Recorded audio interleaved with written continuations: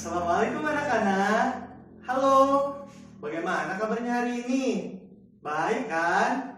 Bagus. Nah, kita harus menjaga selalu kesehatan dengan cara misalnya saja dengan mencuci tangan supaya tidak ada bakteri di tangan. Nanti ketika kita makan, bakteri tersebut tidak masuk dan tidak menimbulkan sakit pada diri kita. Nah, sebelum belajar, alangkah baiknya kita melakukan berdoa terlebih dahulu. Kita berdoa yuk bersama-sama. Berdoa dimulai. Selesai ya. Kita berdoa supaya meminta kelancaran, supaya diberikan kelancaran dalam belajar dan menuntut ilmu ya. Untuk selanjutnya, supaya kita lebih semangat, mari kita lakukan tepuk semangat. Ayo, 1, 2, 3, tepuk semangat. Semangat.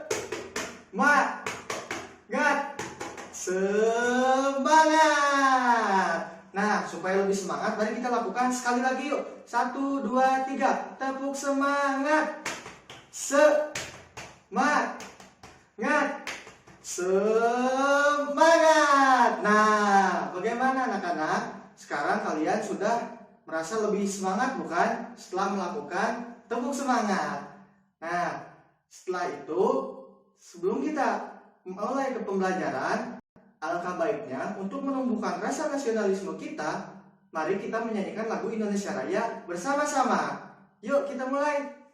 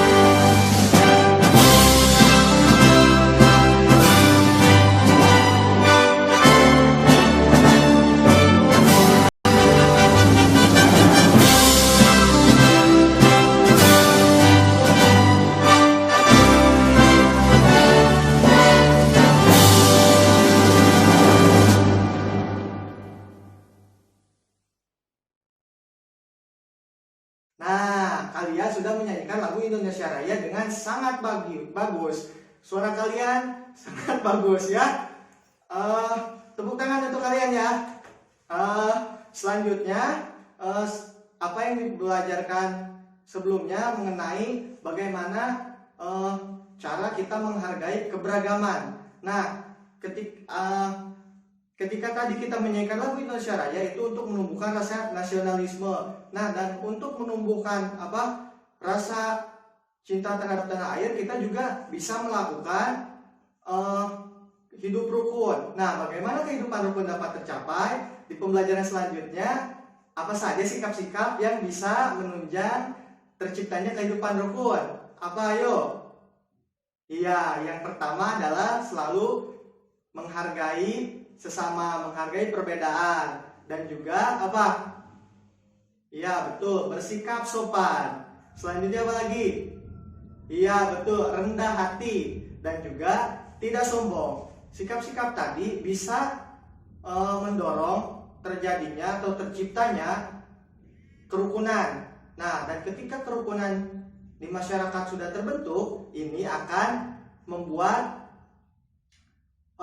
sulitnya terjadi perpecahan atau menghindari perpecahan. Nah, untuk selanjutnya kita akan belajar mengenai tema 7, yaitu perkembangan teknologi. Subtema 3 mengenai perkembangan teknologi komunikasi. Nah, kalian tahu apa itu komunikasi?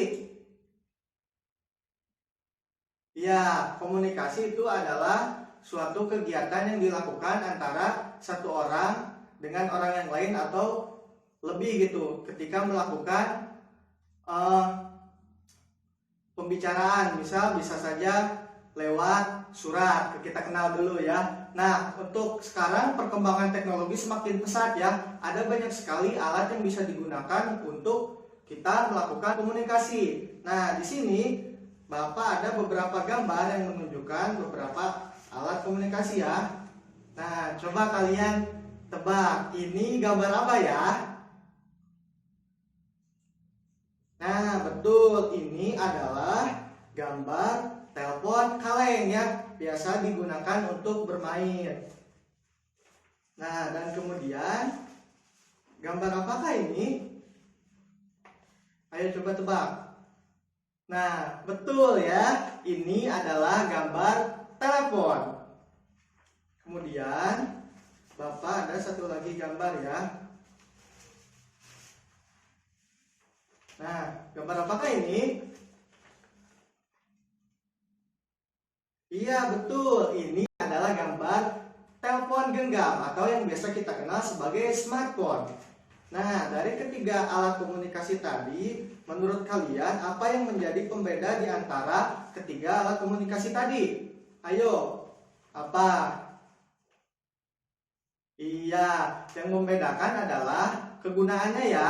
Untuk yang pertama itu telepon kaleng penggunaannya mungkin hanya untuk bermain. Dan kemudian untuk telepon rumah bisa digunakan untuk melakukan komunikasi jarak jauh, tetapi hanya terbatas pada suara. Sementara untuk smartphone itu memang fungsinya sama seperti telepon rumah, itu untuk berkomunikasi jarak jauh melalui suara ataupun bisa juga lewat tulisan, berkirim pesan. Kalau dulu berkirim pesan sebelum adanya teknologi itu dengan menggunakan surat ya, tetapi kelemahan surat itu adalah membutuhkan waktu yang lama. Jadi ketika kita mengirimkan akan membutuhkan waktu lama, beberapa waktu untuk mendapat balasannya. Berbeda dengan telepon atau telepon genggam, dapat lebih cepat gitu untuk berkomunikasi jarak jauh. Ya, seperti itu. Untuk selanjutnya, kalian bisa baca mengenai sejarah penggunaan telepon di buku siswa, ya. Ya, mari kita baca bersama-sama. Sejarah penggunaan telepon. Telepon digunakan untuk menyampaikan pesan suara. Manusia sudah mengenal surat dan telegraf sebelum ditemukannya telepon. Namun, surat memerlukan waktu berhari-hari dalam menyampaikan pesan. Selain itu, komunikasi dilakukan secara tertulis. Telepon muncul pertama kali pada tahun 1800-an. Berdasarkan hasil penelitian tentang gelombang bunyi, Alexander Graham Bell menciptakan telepon pada uji coba pertama kali. Daya jangkau telepon sekitar 8 mil. Selanjutnya, ada satelit telepon. Oleh karena itu, daya jangkau telepon semakin luas. Komunikasi dapat dilakukan antar negara. Sekarang jaringan telepon bergerak melalui satelit. Kita dapat berkomunikasi di mana saja dengan menggunakan telepon genggam atau ponsel. Nah, setelah kalian membaca mengenai teks tentang sejarah penggunaan telepon, apa saja hal yang kalian dapat? Iya, betul, sejarah penggunaan telepon itu pertama kali digunakan pada tahun 1800-an ya, ditemukan oleh siapa? Iya, betul, Alexander Graham Bell sebagai seorang yang pertama kali menemukan telepon ya. Ya. untuk penggunaannya sendiri, telepon bisa menjangkau luas berapa jauh ya? Iya betul, 8 mil ya. Sementara untuk sebelum ditemukannya telepon, manusia atau masyarakat berkomunikasi menggunakan apa ya?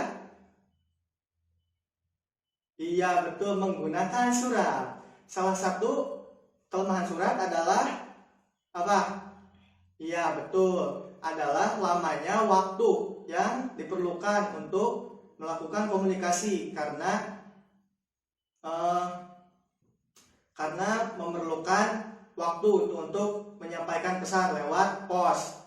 Selain itu, setelah berkembangnya telepon, kemudian berkembang kembali menjadi telepon genggam yang bisa membuat komunikasi prosesnya menjadi lebih mudah dan bisa dilakukan kapan saja dan di mana saja. Iya.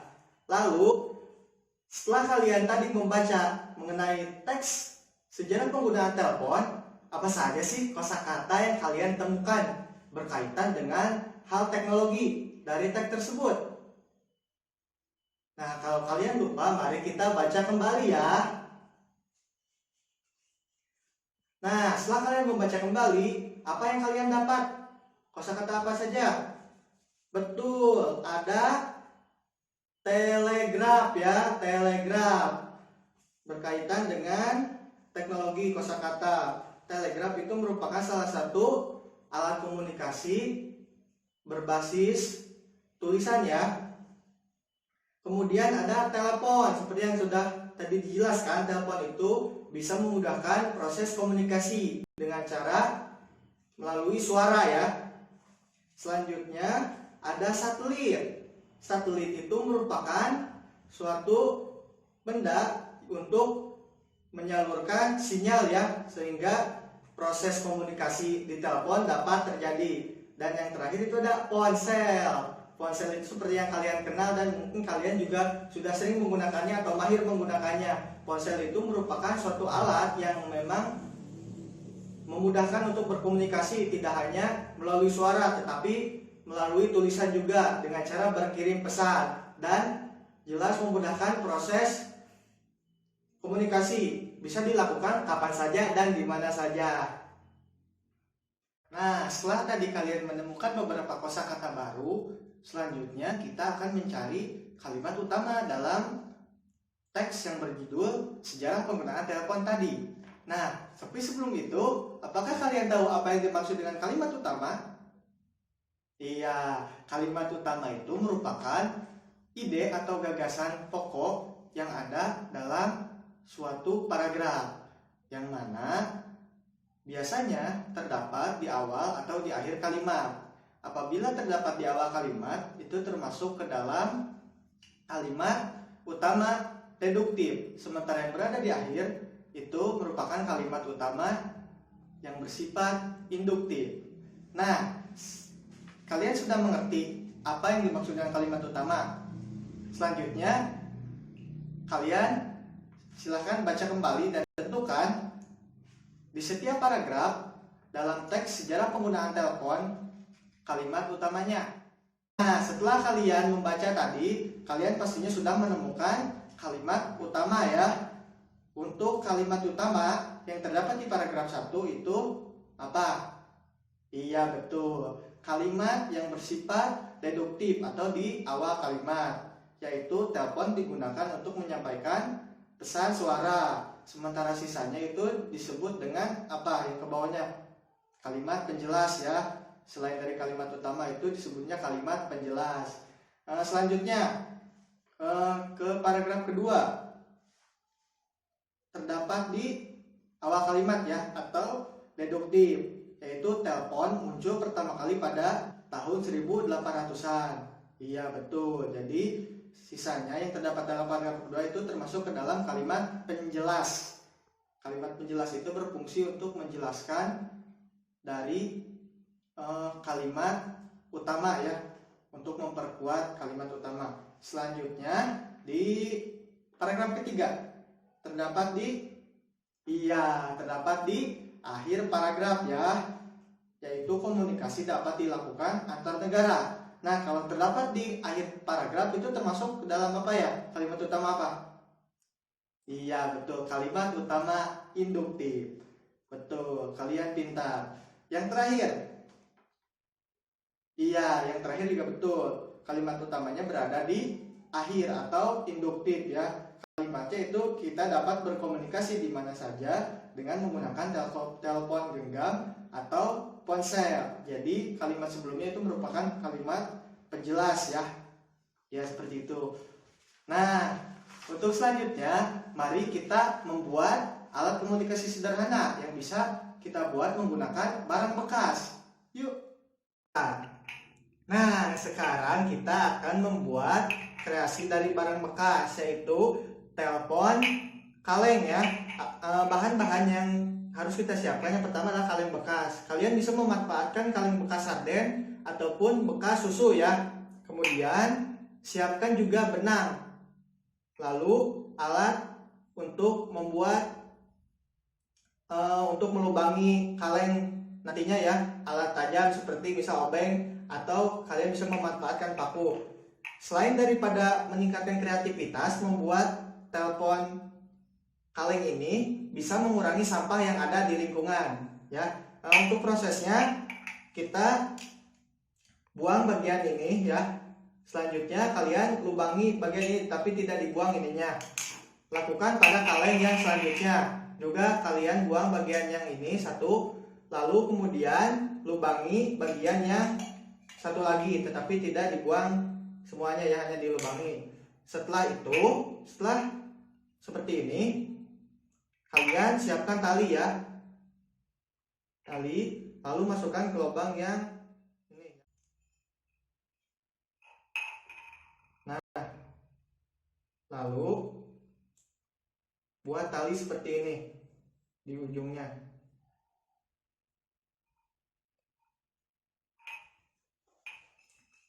Supaya tidak lepas.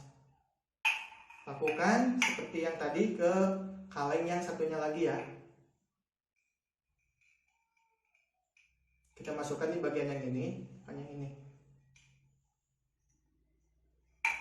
Lalu buat simpul lagi sebagai penahan supaya tidak lepas. Nah, telepon kaleng sudah siap untuk kalian gunakan untuk bermain bersama teman. Ini bisa digunakan untuk seperti telepon ya, tetapi jaraknya terbatas, hanya beberapa meter tergantung tali yang kalian gunakan. Selain daripada meningkatkan kreativitas, juga ini bisa dimanfaatkan untuk mengurangi jumlah sampah di lingkungan ya. Nah, kalian juga bisa menghias telepon kaleng ini seperti berikut ini. Iya, kalian.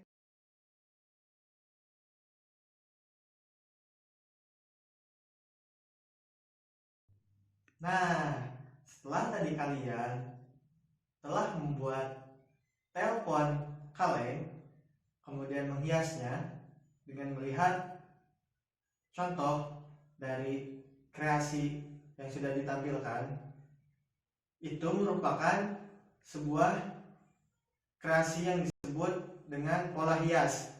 Pola hias itu merupakan rangkaian atau susunan motif dengan jarak dan ukuran tertentu pada sebuah bidang sehingga menghasilkan hiasan yang jelas arahnya. Jadi pola hias itu berfungsi untuk menghias atau membuat lebih indah suatu benda ya. Bisa kalian kreasikan seperti tadi pada bidang kaleng ya, untuk lebih mempercantik atau memperindah telepon kaleng yang kalian buat. Nah, seperti itu pembelajaran kali ini. Apa saja yang kita pelajari kali ini? Iya betul, mengenai kalimat utama, lalu cara membuat telepon kaleng dan juga pola hias. Iya. Nah, untuk selanjutnya kalian harus lebih semangat belajar supaya bisa menggapai cita-cita dan menggapai masa depan yang lebih gemilang. Karena masa depan bukan suatu hal untuk ditunggu, tetapi untuk dituju. Nah, sebelum kita tutup, alangkah baiknya kita untuk berdoa terlebih dahulu. Berdoa dimulai. Amin. Nah, untuk pembelajaran kali